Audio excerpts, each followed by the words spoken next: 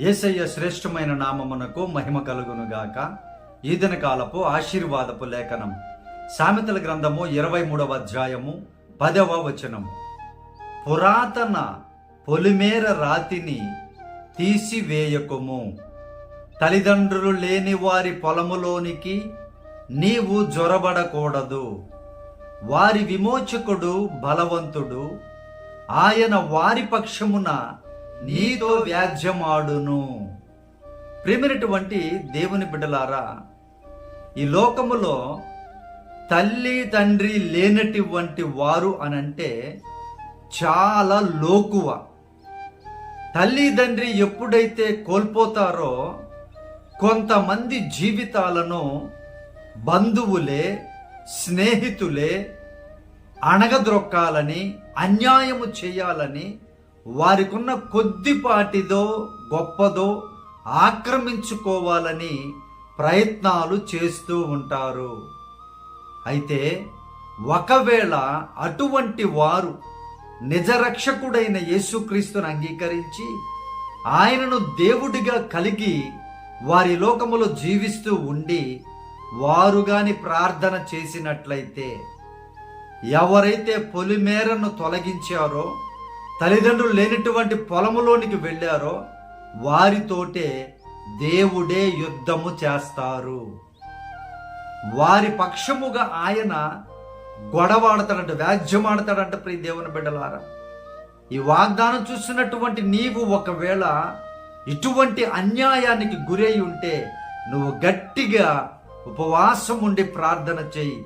దేవుడు నీ పక్షమున వ్యాజ్యమాడి కార్యమును జరిగించి నీకు న్యాయమును తీరుస్తాడు. ప్రియ దేవుని బిడ్డ, వారు పొలము గుంజుకోవచ్చు, లాక్కోవచ్చు, ఆక్రమించుకోవచ్చు, వారు దాంట్లో ఏమీ చేసుకోలేరు.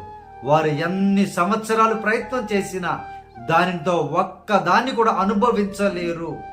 దేవుడు నీ పక్షముగా వారితో యుద్ధము చేస్తాడు. ప్రియ దేవుని బిడ్డ, నీవైతే ప్రార్థన చేయి, విజ్ఞాపన చేయి. అలాగే ఎవరైనా దేవుని బిడ్డలుగా ఉంటూ మీరు ఒకవేళ తల్లిదండ్రులు లేని వారి యొక్క ఆస్తిని కావచ్చు, పొలాన్ని కావచ్చు, ఏదైనా గుండు సూదినైనా సరే నీవు ఆశించకు. వారికి ఇంకా నీవు సహాయం చేయి ఉంటే, నీ దగ్గరుంటే, శక్తి ఉంటే, లేదంటే అన్యాయము మాత్రం చేయకు ప్రియ సహోదరి సహోదరుడా. ఎందుకంటే చాలా దెబ్బతినిపోతావు, చాలా భయంకరమైన పరిస్థితిలోనికి నీ జీవితము వెళ్ళిపోతుంది. జాగ్రత్త. ఎందుకంటే మనుషులతో కాదు, నువ్వు పోరాడేది దేవునితో, సృష్టికర్తతో. భూమి ఆయనది, సంపూర్ణత ఆయనది, బంగారం ఆయనది, వెండి ఆయనది, సమస్తము ఆయనవే. ఆయనతో నీవు గొడవ పెట్టుకొని బ్రతికుండలేవు. కనుక ఇప్పటికైనా మారు మనసు పొంది ఎవరిదైనా తల్లిదండ్రులది ఆక్రమించుకుంటే, తల్లిదండ్రులు లేని వారిది నువ్వు ఆక్రమించుకుంటే ఇప్పుడే దాన్ని విడిచిపెట్టాయి, దాన్ని వారికి అప్పగించేసేయి. నీవు శాంతితో, సమాధానంతో ఉంటావు, స్వస్థతతోటే ఉంటావు.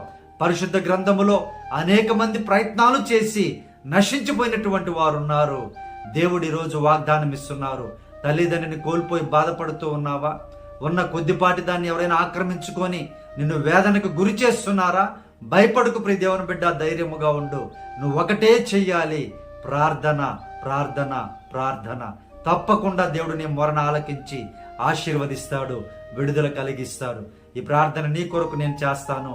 ధైర్యముగా ఈ ప్రార్థనలో ఏకీభవించు, దేవుడు సహాయం చేస్తాడు.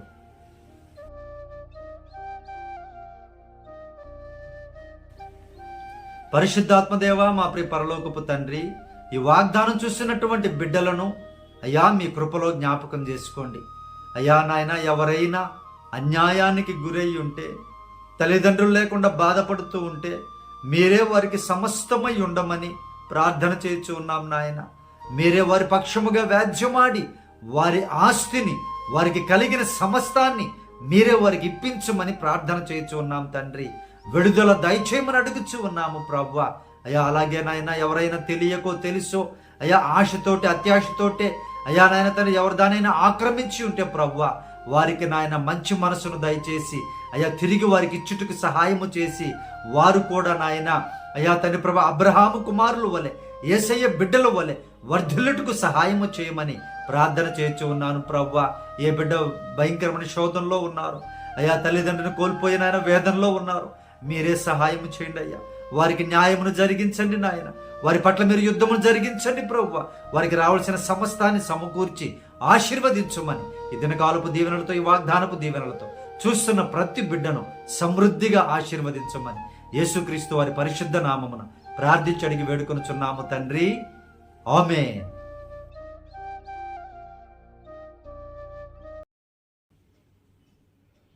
ప్రియా దేవుని బిడ్డలారా, మన ఫోన్ నంబర్ 9000807177.